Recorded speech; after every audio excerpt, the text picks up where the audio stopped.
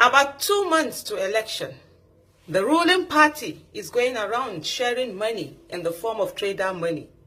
I want you to ask them, when they come to you and they give you that money, ask them, where were they when you couldn't afford to buy food?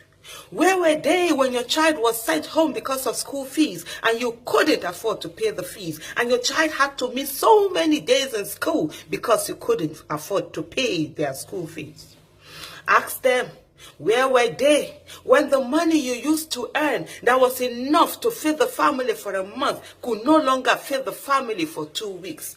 Ask them, where were they all these years, over 3 years, when hardship hit the land, when insecurity hit the land, and you couldn't afford so many things that you could afford before? Where were they? They were nowhere to be found. Now it is time for election, and they go around under the guise of trader money, giving people 10,000 naira, 10,000 naira to mortgage your life, 10,000 naira to mortgage the life of your child, 10,000 naira to mortgage the life of your unborn generation, 10,000 naira to be enslaved forever, 10,000 naira for you to be kept down and your child not have good quality education. When they give you 10,000 naira, ask them, what about your children who are in the university, who today are staying at home because ASU is on strike? When they come with the 10,000 naira, ask them, what will you do with 10,000 naira when your children are back from school, when they want to graduate and get good jobs and they'll be able to take care of themselves and also you and the rest of the family?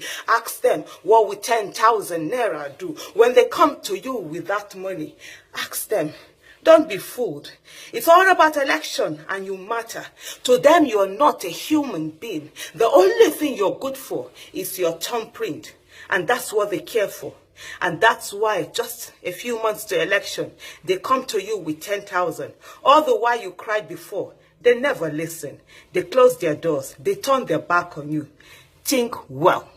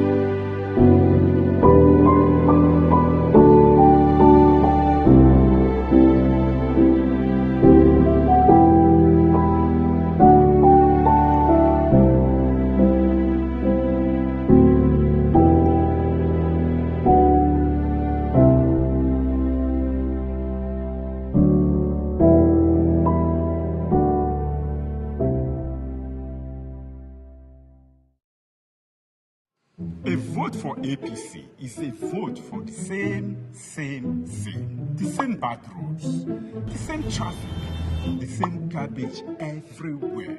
The same. The same poor education, the same broken promises, the same corruption.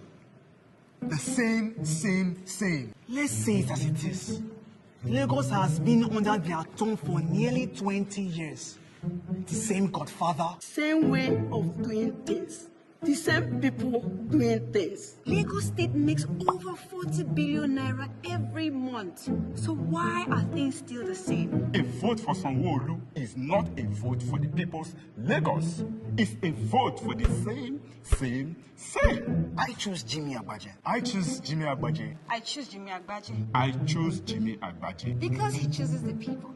And this is the people's Lagos, not one man's Lagos. I choose freedom. I choose democracy. I choose Lagos. So come, join us. Vote. Let's make the people's Lagos united. No more of the same.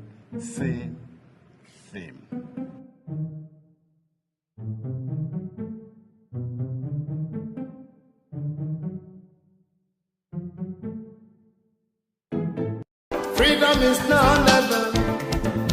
We are now winning to lose it forever. Freedom is now never. We rather win it and keep it for good. Let me hear. Freedom is now never. We are now winning to lose it forever. Freedom is now never. We rather win it and keep it for good. Let me hear.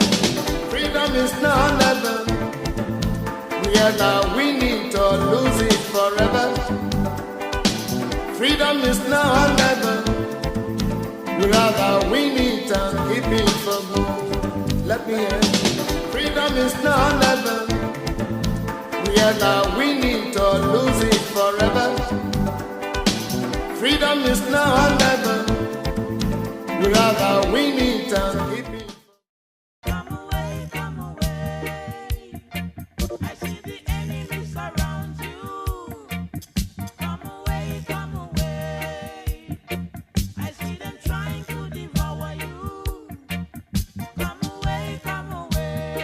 Talk against the few that dominated the government. Our votes were 15-point-something million last election. And after that, only for us to be dominated by two people that hinders a collective teamwork that we have started, which is totally unacceptable. And if 15.4 million people can bring in a government, and only for the government to be dominated by 2 people or 3 people. Where are the men of Nigeria? Where are the Nigerian men? What are you doing? Instead of them to come together and fight them, they kept visiting them one after the other, licking their shoes. I'm sorry to use that word. Instead of saying no. We should continue to say no. We should continue to say no.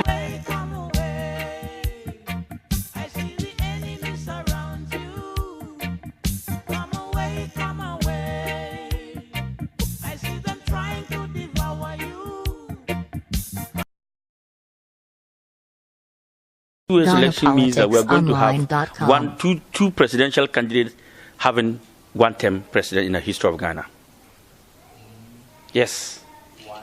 Because President Mahama will be a first-time presidential candidate, and Nana Addo will be a second-time presidential candidate, because Nana Addo cannot go about 4 years in his elections. So clearly, it's Ghanaians looking to have 2 presidential candidates who will serve first time. What is the essence of you coming to say first time if you don't get a second time to build? First time you do your infrastructure, your foundation. Second time you build upon it. Now President Mahama has done his infrastructure. If he's not given the second time, he's going to go away. Nana Addo will come and do infrastructure. He's not going to get a second time because he will not even be that strong to have a second time. So clearly, what are we looking at? We should be very careful what we're doing. Nana is 72 years old and weak already. Sleeping every moment he gets. Nana cannot be a president. If he's a president, he's not the one going to manage. I can tell you with so much power that Nana presidency, if he wins the election, he's not the one going to be managing this country. They should tell us who intend to manage the country if Nana wins the election, but definitely not Nana. Nana has a health problem. That's a fact. We all have health problem at this age, not to talk about 72. So clearly, we are looking at a nation that we want to move forward. Nigerians have given their country to Buhari. Look at what is happening there.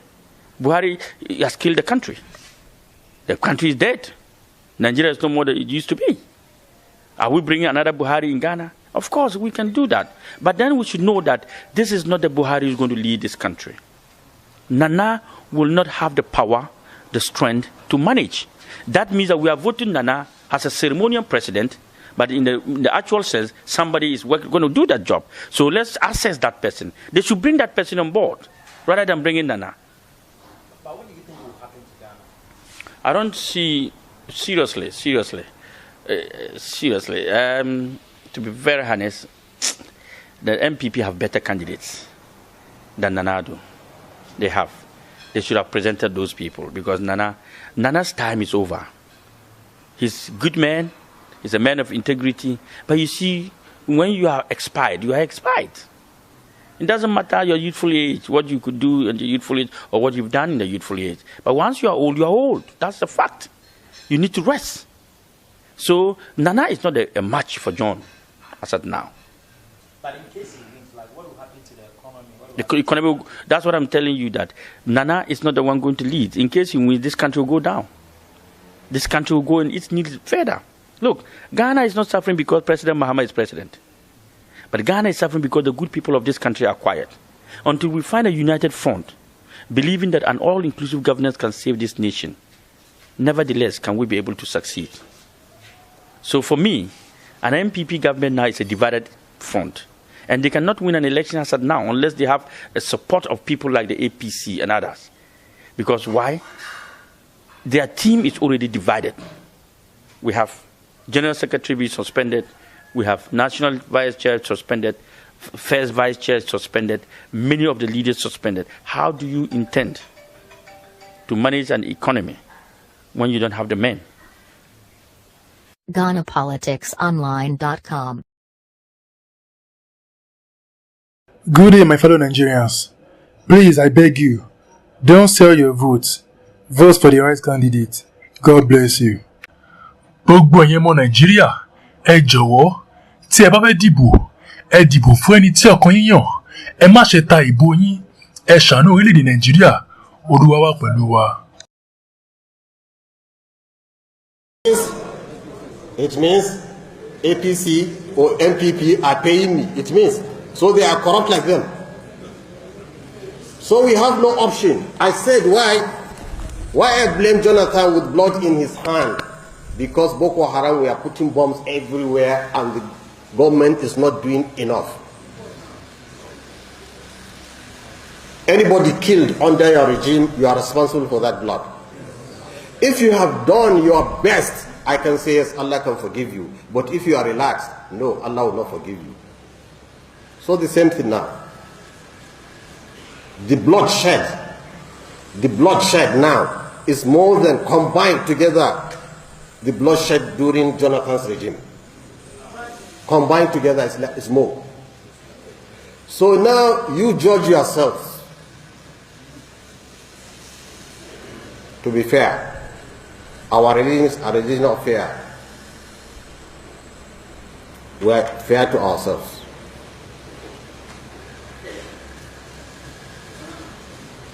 During Jonathan's time, when the blood is flowing too much, mosques and churches and streets, I said, let him resign, because I could see he could not handle the blood flow.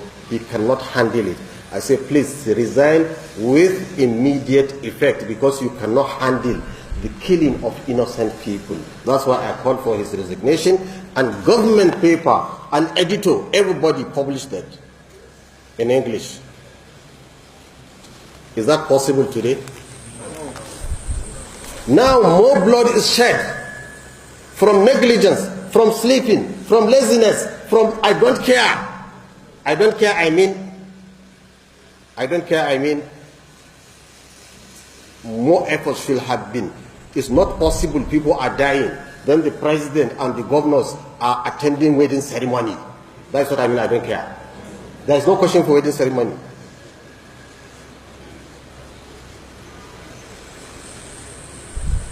It is either, if I am true to myself, as I call for the resignation of Jonathan, if I am true to myself, I should call for the resignation of President Buhari. And with immediate effect. And the government paper should carry it also, if there is truth. So what we are saying, this proves Jonathan, as bad as he is more democratic. He has given people freedom to speak, even against him. You could see when he saw there is problem, he relinquished the power, said, I don't want blood to be. This man built for us 9 universities in the area, more than 150 Al-Majri schools. Even this railway you are going from Kaduna to Abuja, he has done a lot of things. But I was charging him because of the blood. Blood is the most expensive thing in life. There is nothing I have not said. He should be impeached. He should resign. He is divisive. He is all I've said about that when I saw it, and I was honest to myself. So I have now one of two options. If I cannot tell my own brother what I have told this man, then I should take an aeroplane from Abuja to Jonathan and say, please forgive me for castigating you in public. I either seek his apology or castigate the president too. One of the two. There is no three. We have been patient with this government. If it has been another, wallahi, it will have been more than this. People are dying. Every day, kidnapped. Yesterday we said somebody was kidnapped. People are suffering. And nobody can say it because they have taken our throats. They don't want to hear anything bad against the man.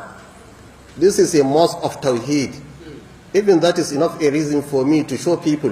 When people say, لَقَدْ كَفَرَ الَّذِينَ قَالُوا إِنَّ اللَّهُ هُوَ الْمَسِيحُ ابْنُ مَرْيَمَ قُلْ فَمَنْ يَمْلِكُ مِنَ اللَّهِ شَيْئًا. When people are saying Isa is the son, is God, Allah brought in the verse to dress Isa down to show him, look, if Allah likes, he can even destroy what? Isa. When they bring somebody up, you need to bring him down to show people he's a human being. Buhari is full of mistakes. Full of mistakes. He's a human being like anybody. And I pray, I swear to God, there are many people here in the north that can perform better than him. Better. People are just clinging to him because they use him as a ladder to climb to power. And these people that are climbing to power, they are not people among us we know. They are not the people that attend our mosque. Now they are accusing those who attend the mosque as corrupt, those who don't attend as good. So let the government decide which one they want. For me to go to Africa and apologize to Jonathan, or to castigate them like I castigated Jonathan. Let the government decide. What Onaga should speak, he should call one press conference and tell Buhari that he remains the Chief Justice of Nigeria. What Onaga should speak, speak up, call one press conference, tell Buhari that Buhari cannot remove you, that you represent the judicial arm of government. Tell Buhari that Nigeria is the Federal Republic of Nigeria. This is not the Federal Republic of Fulani. It's not the Federal Republic of Northern Nigeria. We all have equal stake in this country. How do you program a country where the president or the entire organigram must come from the Northern Nigeria to suppress the people of the Southern Nigeria? What manner of injustice is that? What Onoga should speak up, the international community should hear this. What Onoga remains the Chief Justice of Nigeria. The so-called Tanko Mohammed, he's not even a lawyer. He's not even a lawyer. He's a Sharia court judge. How can a non-lawyer preside over the Supreme Court of Nigeria? Those are those constitutional lacuna, those constitutional aberrations. Who is Tanko Mohammed? Somebody that is not, his name is not in the role of the Supreme Court of Nigeria. He was not called to bar. Buhari has finally overthrown constitutional governance. This factionalization of the judiciary will not stand. The president has declared war on the country's constitutional governance. The president has murdered sleep. The president wants to burn down the nation's governance system. This is the highest level of tyranny and irresponsibility. This action shows the president is the one plotting an interim government, having realized he can't win the election. So, he is fomenting constitutional crisis that will water the ground for an interim government. As far as the law of the land is concerned, Onogem remains the Chief Justice of Nigeria. We will not recognize any other person who may be occupying that office illegally. Justice Tanko Mohammed, to us, is an usurper. The NJC must sack him immediately. Lawyers must ignore him as long as he remains on that illegal seat. Buhari must hear this clear. The Chief Justice of Nigeria is Justice Walter Onogem, and Nigerians will continue to recognize him. Let's inform Nigerians that in the early hours of today, we got intelligence that the chairman of the Code of Conduct Tribunal was taken to a location where he was forced to sign a black order for the overthrow of the judiciary and backdated it despite the order of the appeal court to stay action, including the order of the Federal High Court restraining Buhari and Danladi Umar from removing CJN and swearing in Justice Tanko Mohammed.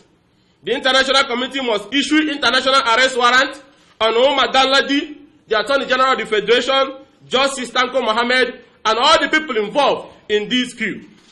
The Chief Justice of the Federation can be removed from office, for those who don't know, either if he has been convicted or if under Section 291, 292 of the Constitution, the Senate affirms a request by the President to remove him by 2/3 majority vote. Buhari have dared Nigerians. They filed a charge at the CTC with a hurriedly put petition. We kept quiet. They filed a motion to remove him from the tribunal through the back door, but the appeal court restrained them. And just few hours to the inauguration of the Supreme Court election panel that will hear pre- and post-2019 election dispute, the emperor has crushed the Constitution and overthrew the leadership of the Supreme Court and appointed his stooge. Onogem's illegal removal was just aimed at stopping the swearing in of members of the 2019 General Election Petition Tribunal billed for tomorrow. We have been vindicated on our earlier alarm that Buhari wants to appoint pro-APC CJN to help use the judiciary to affirm APC candidates in the 2019 pre- and post-election litigation. We hereby call on lawyers, especially the Nigerian Bar Association, judges, and judicial staffs to immediately do. This is the last battle, and it must be won. The Nigerian Bar Association should immediately call out all lawyers. All courts must be shut now. While nationwide protest against impunity should commence from all corners. The Chief Justice of Nigeria must remain in office and disregard these illegal announcements, as the President has no such powers to suspend him. The Senate should reconvene immediately and start impeachment proceedings against the President for acting against the provision of the Constitution he swore to uphold. Buhari has shown with this development that he is the most cruel and barbaric president Nigeria have ever had. A man who rose to power on the basis of respect for rule of law and fundamental principles of democracy has chosen to play to the gallery of dictatorship to write elections. Let's see how he goes. But we know that this is going to be the beginning of democracy in Nigeria. The democratic institutions will fight back. Nigerian people will fight back. Trust me, it is the beginning of democracy in Nigeria. Out of adversity comes strength. And together, we call on Nigerian people once again. If we are sleeping, wake up. If we are playing, stop. And join us to save this last bridge of our constitutional governance from collapsing. Thank you all for coming.